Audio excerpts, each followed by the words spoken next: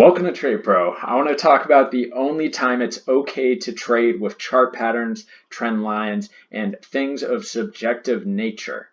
And that is when you already have other things in play that are signaling the same thing as your subjective ideas. You need to have an objective system that is like a scientific procedure that anyone could follow. You need to have a written approach that is already telling you, hey, it's more likely that the market is going up. And then when you bring in those other subjective approaches, you can add those on top, and that is all right, okay? And that might make your strategy even better. But what I want you to start with is an objective approach. I think that's extremely important, especially for beginners who haven't fully developed their psychology when it comes to their trading. So I just wanted to take the opportunity to talk about this because I see a good sort of example on the chart right here, euro dollar. I'm on the 30-minute time frame, and I just noticed that there is a classic ascending triangle here. It's in a pretty strong uptrend for quite some time now, and there's also some hidden bullish divergence forming with the RSI here. So we're getting a higher low, and RSI is already at a lower low compared to these previous lows. We don't know that this is actually going to play out because there's no confirmations yet, but I'm just kind of trying to make an example of how you can have objective and combine it with subjective, as a chart pattern can be pretty subjective because everyone draws them differently.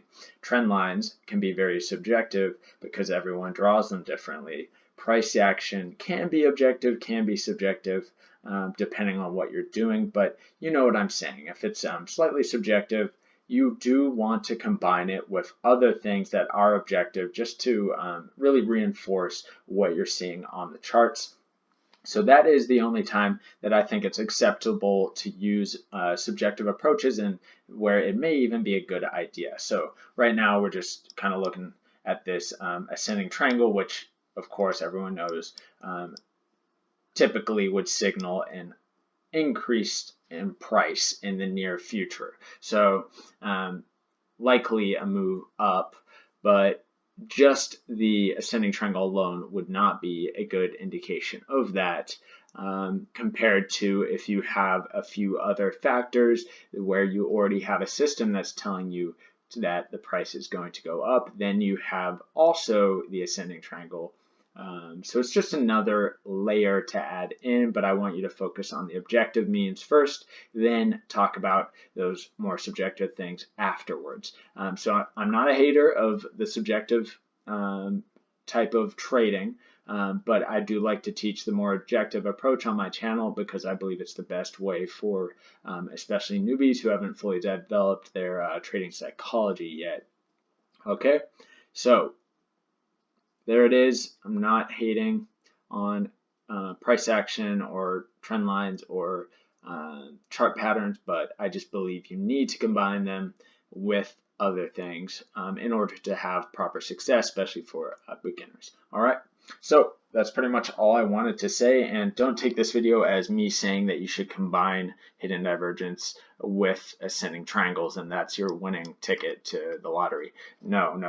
I'm just using this as an example because I noticed a good opportunity to combine indicators with the ascending triangle, and I guess you could pop up, you know, a MACD on here or something, and and see kind of, oh, if we get a cross up and it's breaking and we have an ascending triangle and we have the hidden divergence, you know, you can combine a bunch of different things to indicate a actual successful continuation of a uptrend.